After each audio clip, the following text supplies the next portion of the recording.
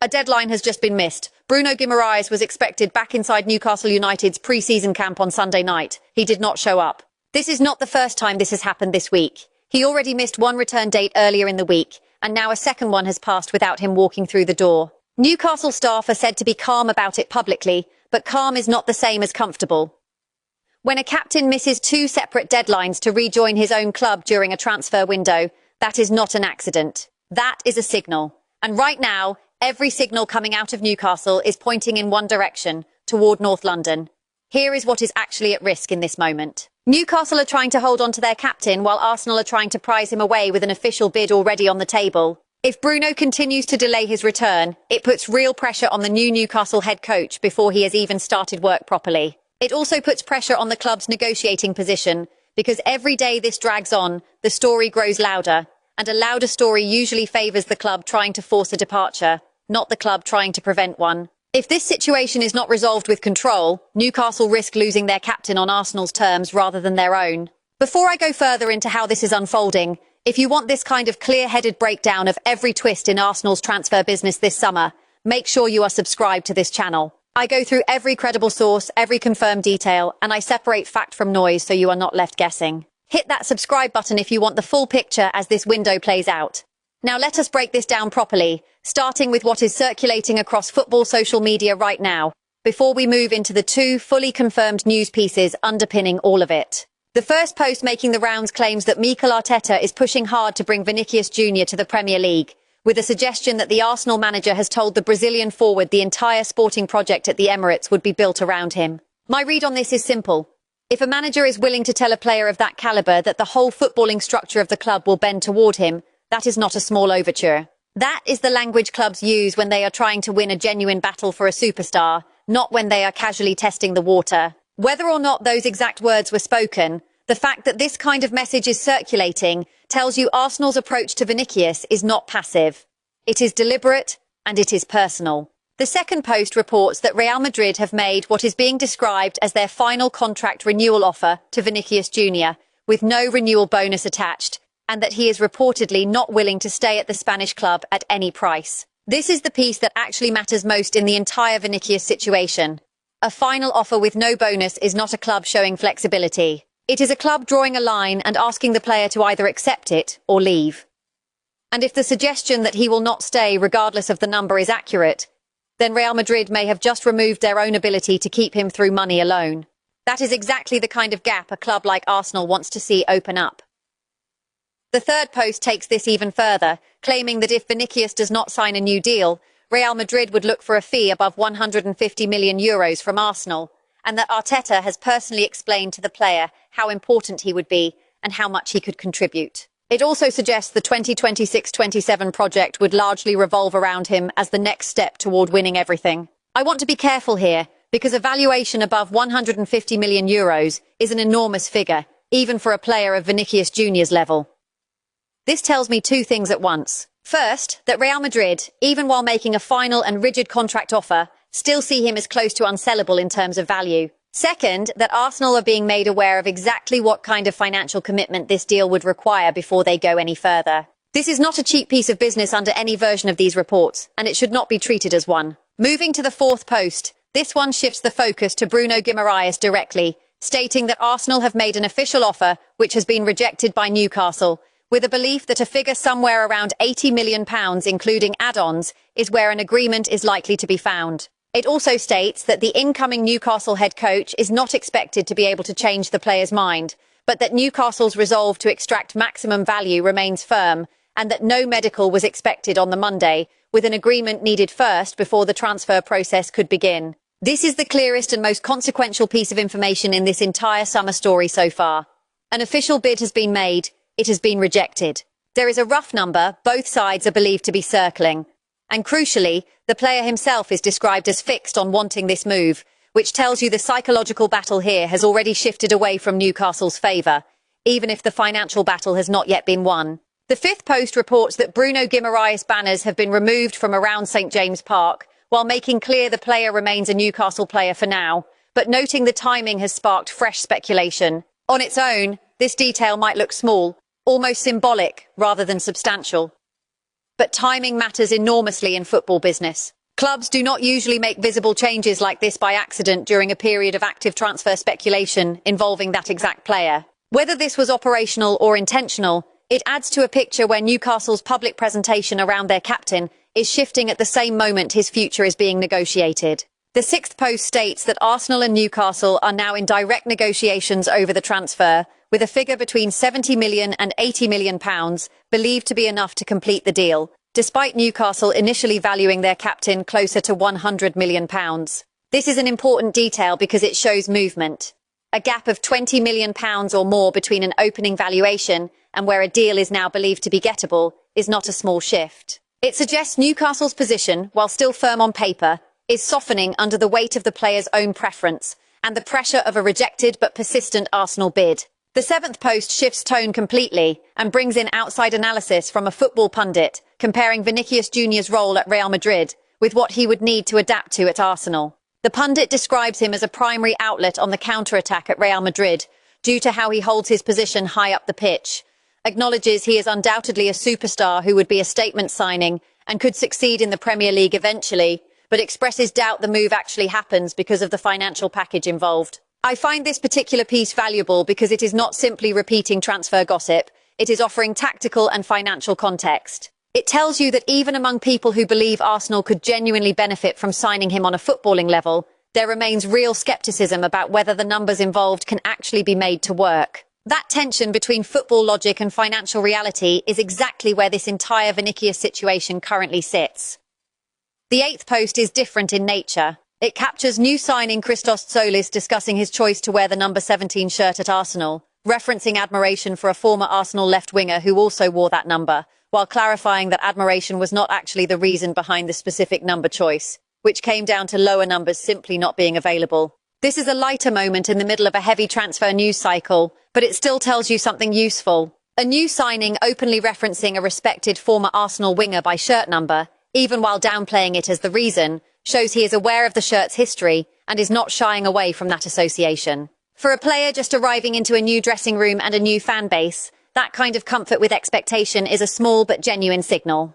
The Ninth Post has Tzolis addressing questions about Arsenal potentially signing another left winger, where he states he remains confident in himself, is focused on settling in as quickly as possible, and sees the opportunity to train with the team from the start of the season, play friendlies, and then move into official matches as a genuine chance to show what he can offer. This is a mature response from a new arrival.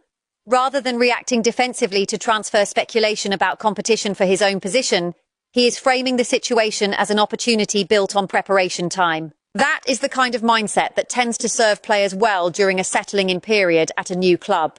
The 10th Post captures Tzolis speaking on the challenge of defending a Premier League title, where he suggests that the psychological pressure sits more with challenging teams than with the team that already holds the trophy. This is a confident, controlled answer from a player only just establishing himself at the club. It suggests he already understands the mentality Arsenal are trying to build around the title defence, framing pressure as something opponents must carry rather than something the champions need to fear. The 11th and 12th and 13th posts all come from the same source and centre on Kai Havertz. In the first of these three, Havertz discusses playing alongside Viktor Gyokeres, describing a natural understanding of the runs and passes his teammate wants, drawing on his own experience playing as a striker, and calling the connection between them strong both on and off the pitch, while praising Gyokeres as one of the best strikers in the world. This tells you something concrete about squad chemistry heading into the new season.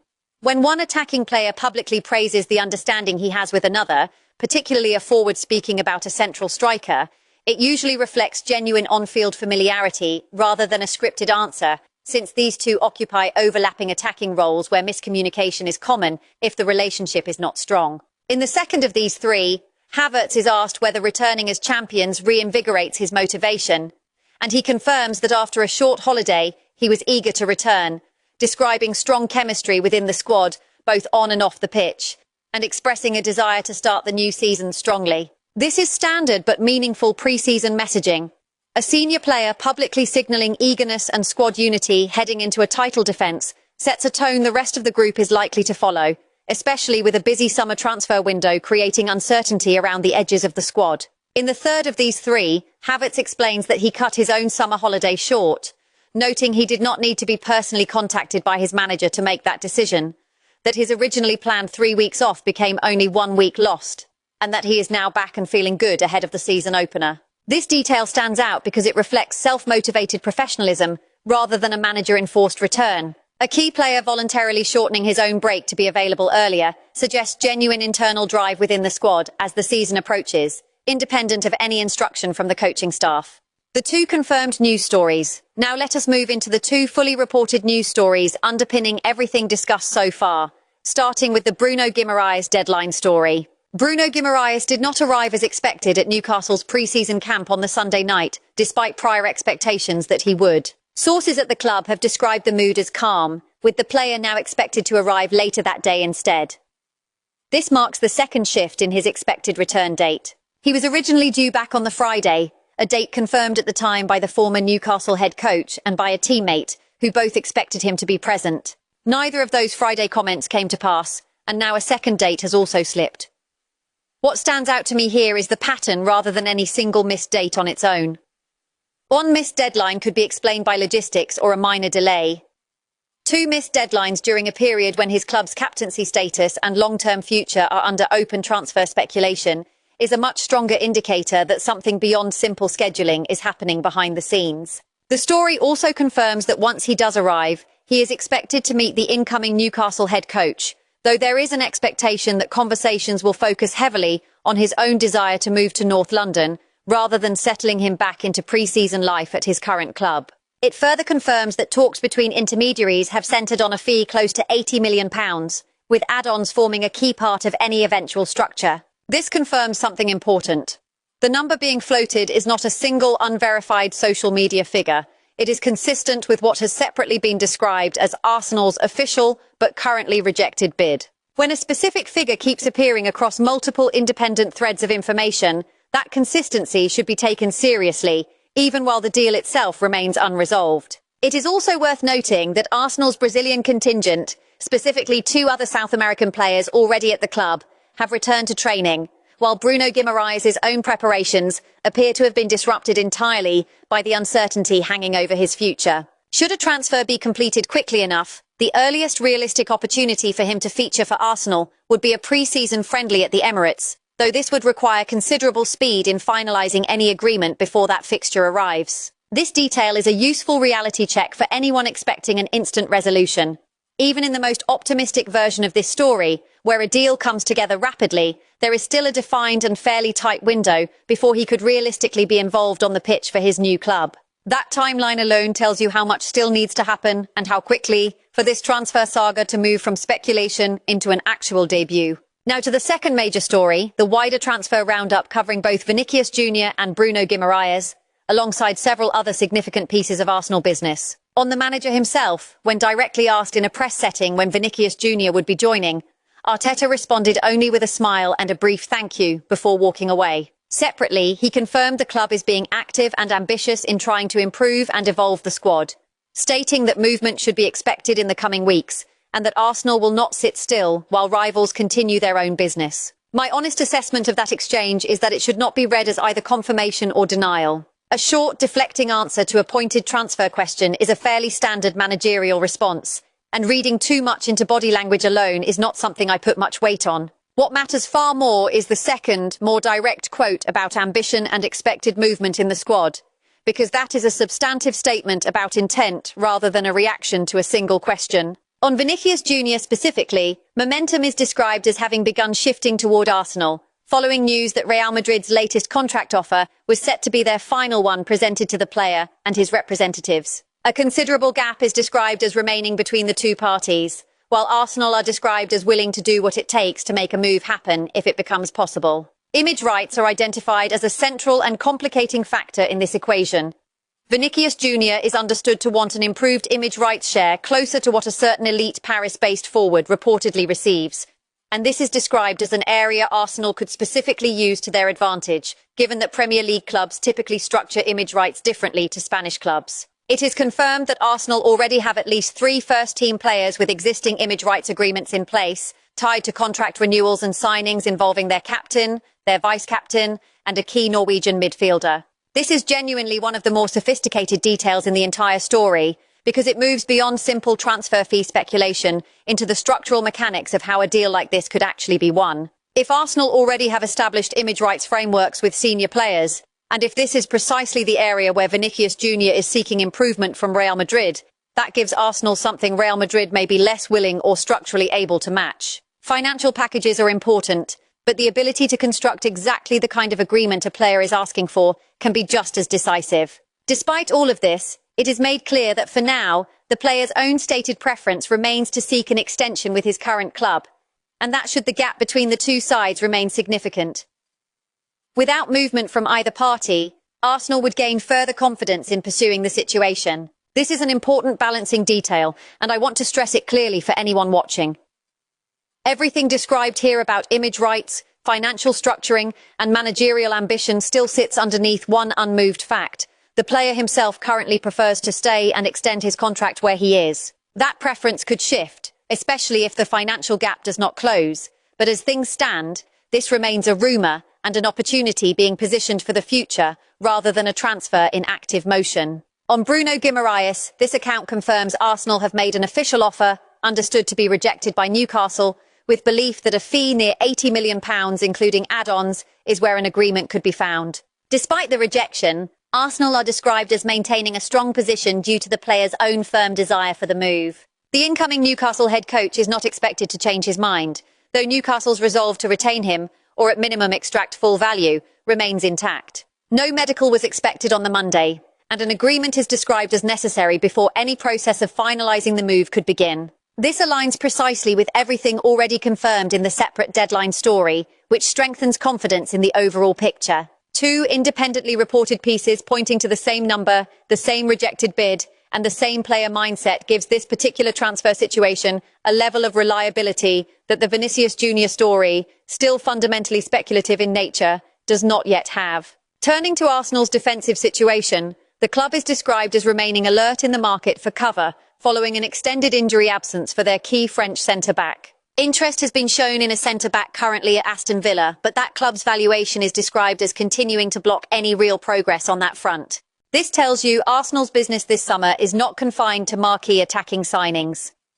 A genuine defensive injury has created a real need, and the fact that a valuation gap is actively described as the obstacle rather than a lack of interest suggests this could remain unresolved unless one side moves on price. On outgoing business, discussions are ongoing with a German club regarding a permanent transfer for a Portuguese attacking midfielder currently out on loan there, with that club reportedly wanting to pay considerably less than the option fee attached to last season's loan agreement. This is a fairly typical end-of-window negotiation dynamic, where a loan club tries to talk down an agreed future fee once the season has finished and a permanent deal needs to be struck. It reflects normal business rather than anything dramatic, but it remains an unresolved thread that will need settling before the window closes. A young Arsenal midfielder remains a target for a German club as well as other European and Premier League sides, with Arsenal described as open to offers, but only those considered substantial enough to justify letting go of a player their own manager rates highly. Speaking specifically about that player's development, including time spent out on loan that did not go entirely to plan, Arteta praised the player's visible maturity and framed the experience, even where it did not unfold ideally on the pitch, as something that would benefit his career going forward. This is a nuanced position from the club. Being open to offers is not the same as wanting to sell, and setting a high bar for what would be considered acceptable business tells you Arsenal see long-term value in this player, even after a loan spell that did not fully deliver on the pitch. Arteta's specific comments about maturity suggest the development being valued here is not purely statistical. A teenage Arsenal midfielder was also linked with a departure, with reported interest from Manchester United, but despite the potential incoming arrival of Bruno Guimaraes, he is described as remaining a key part of Arteta's plans for the coming season. This detail matters because it shows Arsenal are not viewing a potential Bruno Guimaraes signing as something that would displace their own younger midfield talent from first-team plans. That is a meaningful distinction, since incoming central midfield reinforcements can sometimes signal reduced opportunities for younger players in the same area of the pitch. And here, that specific concern is being addressed directly. On further outgoing business, a Danish defender is expected to complete a £7 million move to Everton, continuing what is described as a pattern of Arsenal, allowing one player to depart before formalising interest in their intended replacement. Once a Belgian forward had been sold to a Turkish club for £17 million, the move for Christos Tzolis was able to advance, and with the Danish defender's exit now expected, Arsenal are described as pressing ahead with official interest in Bruno Guimaraes in a similar sequential fashion. This sequencing detail is genuinely useful for understanding how Arsenal appear to be managing this transfer window financially. Rather than pursuing every incoming target simultaneously, business is being structured so that departures create the financial and squad space for arrivals to follow. That is a disciplined approach, and it helps explain why certain deals, like Bruno Guimaraes, are progressing at a specific pace rather than being rushed through immediately. Finally, two further Arsenal forwards are described as players the club remains open to offers for, though very little movement has been reported on either so far, with the suggestion that both situations could once again run right up to the final day of the window before being resolved. This closing detail is a reminder that not every part of a transfer window moves at the same speed. While Bruno Guimaraes progresses through active negotiation and Vinicius Junior remains a longer-term possibility tied to a contract standoff in Spain, some outgoing situations at Arsenal appear to be moving slowly by comparison. And based on everything described here, fans should be prepared for those particular situations to remain unresolved until much later in the window. To bring this together clearly, Bruno Guimaraes is confirmed as a genuine, active Arsenal target, with an official bid already rejected, a fee around £80 million circling both confirmed sources, and a player whose own preference is reported to favour the move, even as he continues to delay his physical return to Newcastle's own training environment. Vinicius Jr remains a different category entirely, a significant and carefully structured interest from Arsenal, built around image rights strategy and Real Madrid's rigid final contract offer, but still resting on a player whose stated current preference is to stay and extend where he is. Everything else, from Tzolis settling into his new number and role, to Havertz's praise for Gyokeres and his own early return from holiday, to the sequential business strategy involving Trossard, Tzolis and Norgard, paints a picture of a club moving with intention rather than panic. That is where things stand right now. If you want every update on this story tracked with the same level of precision, make sure you are subscribed, turn on notifications, and I will see you in the next one.